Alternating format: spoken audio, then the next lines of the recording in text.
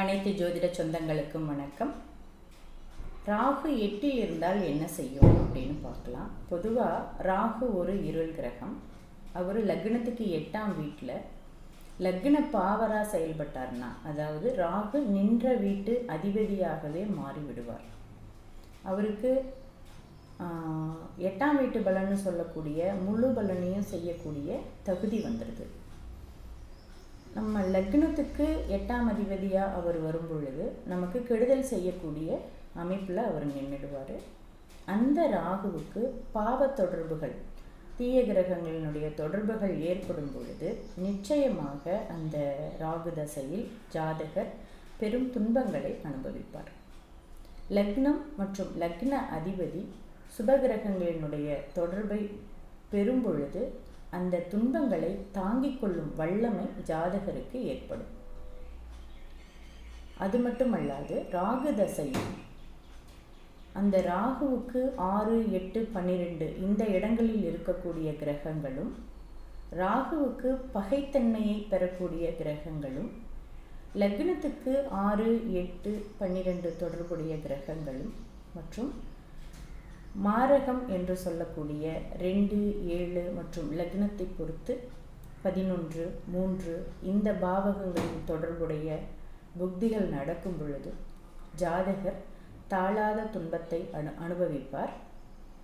ராகு எந்த கிரகத்தோடு அதிக நெருக்கத்தில் தொடர்பு கொள்கிறதோ அந்த கிரகத்தின் காரகத்துவத்தை கெடுத்து பலன் செய்யும். லக்னம் லக்னாதிபதி வலுவாக இருக்கும் பொழுது அந்த ராகு தரக்கூடிய தீய வினைகளை சமாளித்து கொள்ளும் வல்லமையோடு ஜாதகர் இருப்பார் அந்த தசை முடியும் வரை. ஒருவேளை அந்த ராகுவிற்கு 2 ஆதிபத்திய வேலைகள் இருப்பின் தான் நின்ற வீட்டு வேலைகளை 80% வரை கொடுத்து இன்னொரு ஆதிபத்திய வீடு இந்த லக்னத்திற்கு சுப வீடாக வந்தால் தன்னுடைய தீய சக்தியின் அளவை தன் தசையின் பிற்பகுதியில் சற்று குறைத்து கொள்வார். ஆக ராகு தசை என்பது லக்னத்தை பொறுத்து 8ஆம் வீட்டில் இருக்கக்கூடிய அமைப்பை பொறுத்து அவர் ஜாதகர் தாங்கிக் கொள்ளும் வல்லமையில் இருப்பாரா இல்லை துன்பங்களை முழுசாக அனுபவிப்பாராங்கிறத நம்ம உணர முடியும்.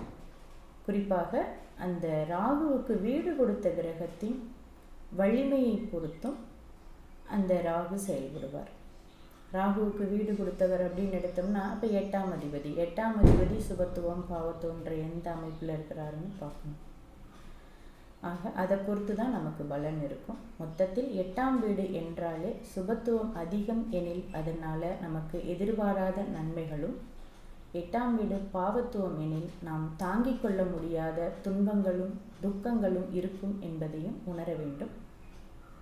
இதை நாம் எல்லா ஜாதகத்துக்கும் ஒரே மாதிரி முடிவு பண்ணாமல் ஒவ்வொரு லக்னத்திற்கும் ஒவ்வொரு கிரக அமைப்பிற்கும் ஒவ்வொரு மாதிரியான பலன்களை தரும் என்பதை உணர்ந்து நம்ம இந்த ராகு தசையில் செயல்பட வேண்டிய அவசியம் இருக்கும். மீண்டும் ஒரு நல்ல பதிவில் உங்களை சந்திக்கிறேன். வாழ்த்துக்கள்.